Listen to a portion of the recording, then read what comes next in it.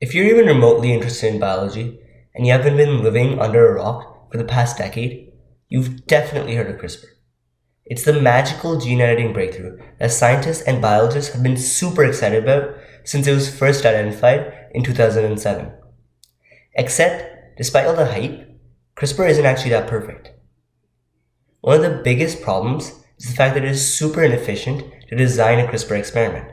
And one of the reasons behind this is that it is really difficult to design the optimal guide RNA sequence. For those of you that don't know what guide RNA is, it's basically the sequence of RNA that guides the CRISPR system to the correct spot on the DNA. Except in many cases, the CRISPR system can accept stretches of DNA that have just a little variation compared to the guide RNA. And this can lead to off-target effects, or effects at sites that weren't really being targeted.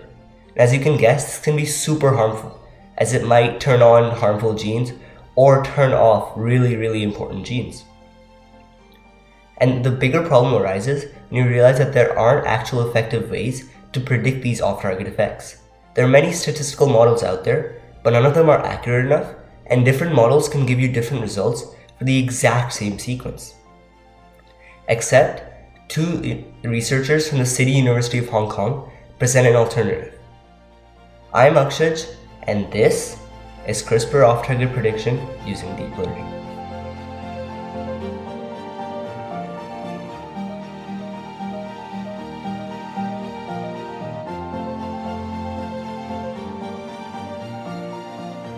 For those of you that don't know much about CRISPR, it stands for clustered, regularly interspaced, short palindromic repeats.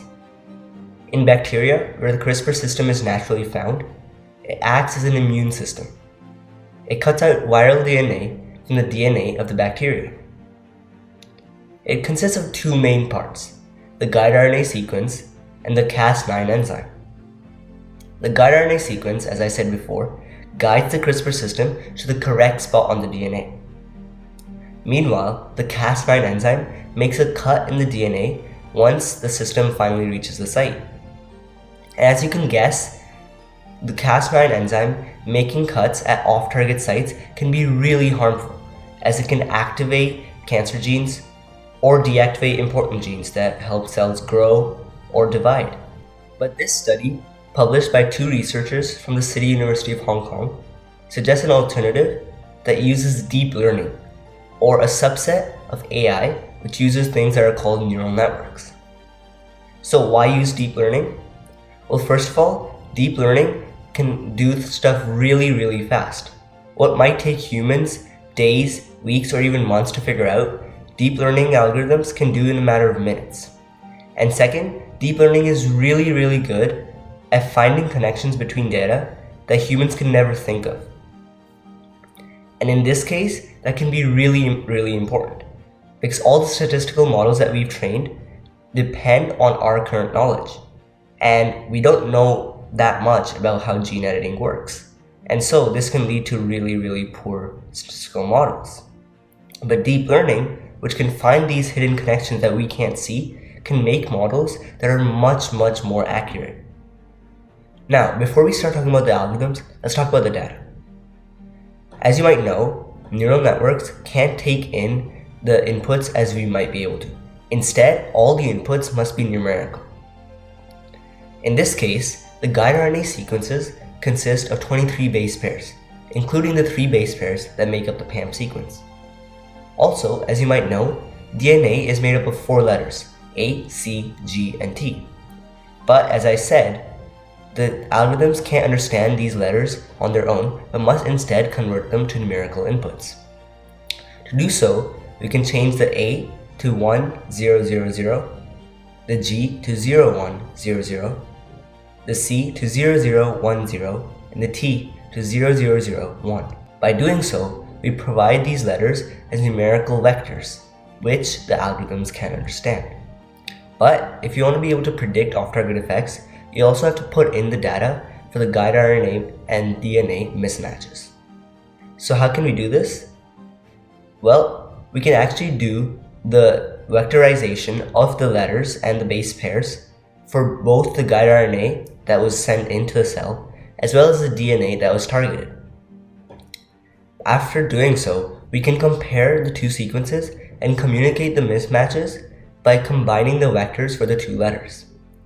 So basically, if you had an A match up with an A, the vector for that site would just be 1, 0, 0, 0.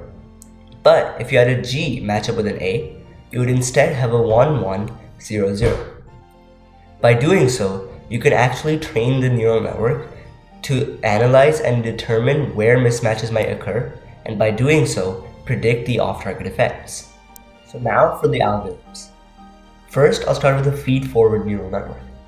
This is essentially the type of neural network that you've definitely seen before, also known as a multi-layer perceptron. It consists of a sideways stack of nodes that are fully connected to the layers after and before them. There's an input layer where all the data is inputted. There's hidden layers which carry out all the necessary calculations, and then an output layer, which in this case will let us know whether the guide RNA will have an off-target effect or not.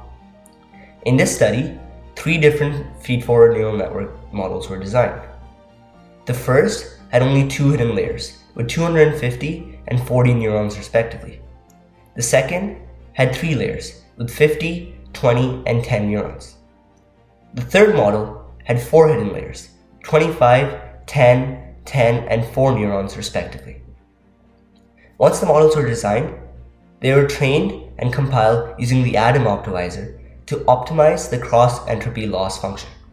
For more information on what these are, check out the articles in the description below. Now for convolutional neural networks, or CNNs. CNNs are essentially the same in structure as FNNs. They have a slightly different way of working, mainly because of one specific type of layer known as a convolutional layer. CNNs are actually really good analyzing 2D data, so things like matrices. This is why they are often used for image analysis, since images usually have an X and a Y axis. So in this case, we're not analyzing an image, but we can pass a matrix all the mismatched pairs and the matched pairs for the guide RNA and target DNA sequences into the CNN.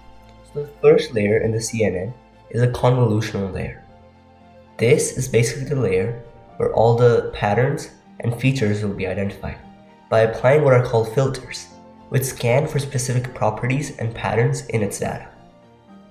The output from this layer is what's called a feature map. It's basically a list or map of all the features found in the data.